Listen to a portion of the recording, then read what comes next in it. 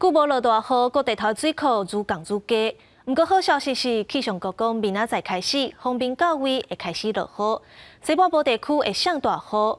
即阵春雨有较强，有机会小透水情。不过水利署嘛讲，可患的情形若要完全解决，可能要等到落黄霜雨。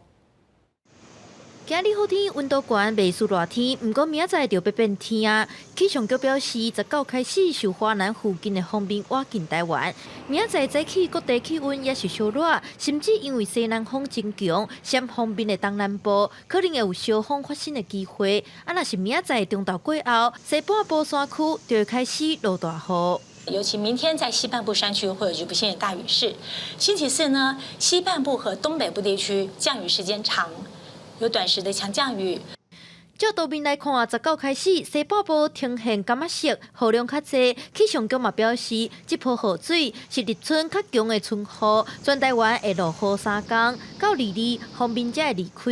若这波春雨敢有法度疏解水库欠水的问题，是各界上关心的代志。